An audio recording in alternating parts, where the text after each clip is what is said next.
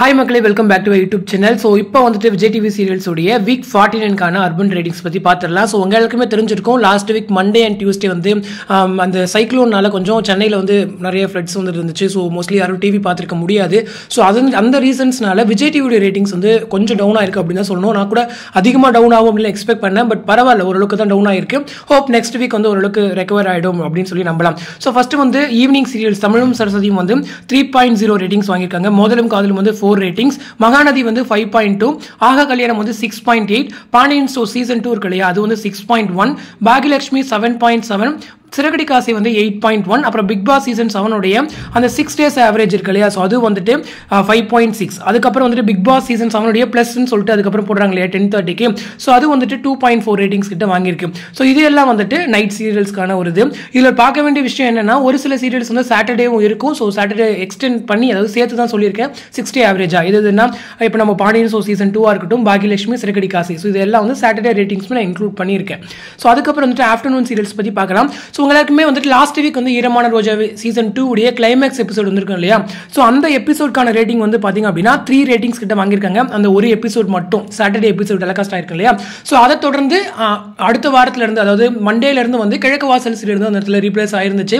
So கிழக்கு வாசல் serial வந்து அந்த இடத்துல எவ்வளோ ரேட்டிங்ஸ் வாங்கியிருக்காங்க அப்படின்னு பார்த்தீங்கன்னா 1.9 ரேட்டிங்ஸ்.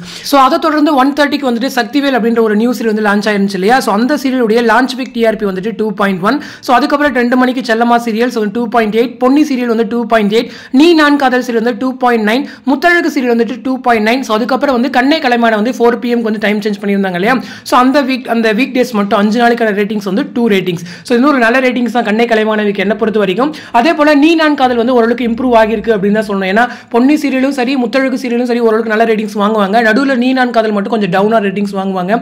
ஸோ இந்த டைம் வந்து அவங்களுமே கொஞ்சம் ஓவர் கம் பண்ணி வந்திருக்காங்க. எப்படி சொல்றேன் அப்படின்னா, இப்போ சாட்டர்டே ரேட்டிங்ஸ் மட்டும் எடுத்துக்கிட்டீங்கன்னு வச்சுக்கோங்களேன். ஏன்னா மண்டேல இருந்து வந்து சைக்ளோன் இஷ்யூஸ் இருக்கு. அந்த சாட்டர்டே எபிசோட்ஸ் மட்டும் எடுத்துக்கிட்டோம் அப்படின்னா பொன்னி சீரியலுடைய ரேட்டிங் வந்துட்டு 3, நீனான் காதல் வந்துட்டு 3.4, முத்தழகு வந்து 3.1. ஸோ அங்கவே ஓரளவுக்கு நீனான் காதல் வந்து ஓரளவுக்கு நல்லா பெர்ஃபார்ம் பண்ணியிருக்காங்க அப்படின்னு தான் சொல்வேன். ஸோ ஆஃப்டர்நூன்ல வந்து 2 சீரியல்ஸ் இப்போ நியூ லான்ச்சஸ் இருக்கு. ஒன்று சக்திவேல், நீனான் காதல்.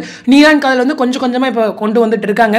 அதே போல சக்திவேல் சீரியல் வந்து கொஞ்சம் தப்பு பண்ணிட்டாங்களோ அப்படின்ற மாதிரி தோணுது. ஏன்னா சைக்ளோன்ல வந்து இப்போ அந்த சீரியல் வந்து மாட்டிடுச்சு. ஸோ ஃபர்ஸ்ட் வீக் யாருமே மோஸ்ட்லி பார்த்துருக்க மாட்டாங்க.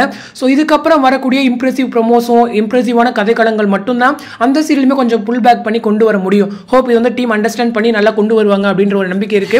ஸோ அதை தொடர்ந்து நான் இன்னொரு பிக் அப்டேட் சொல்லியிருந்தேன் இல்லையா, ஸோ அந்த அப்டேட்ல வந்து சிறகடி காசையுடைய டைம் சேஞ்ச் இருக்கு. ஸோ என்னவா இருக்கும் அப்படிங்கிறத கீப் ஆன் கெஸிங். ஸோ உடனே வந்து உங்களுக்கு நான் அப்டேட் பண்றேன் அந்த வீடியோஸ். ஸோ முன்னாடியே டிஆர்பி போட்டுடலாம் அப்படின்னு சொல்லிட்டு தான் இந்த வீடியோ. அதே போல பிரைம் டைம்ல பேசணும் அப்படின்னா பாண்டியன் ஷோ சீசன் 2 உடைய ரேட்டிங்ஸ் வந்து வீக் பை வீக் டவுன் ஆயிட்டு இருக்கு அப்படின்னு சொல்லி பேசிட்டு இருந்தோம். பட் இந்த வாரம் வந்து ஓரளவுக்கு அவங்களும் கொஞ்சம் புல் பேக் பண்ணி கொண்டு வந்திருக்காங்க. ஏன்னா ஆக கல்யாணத்துக்கு ஓரளவுக்கு நியராக வந்திருக்காங்க.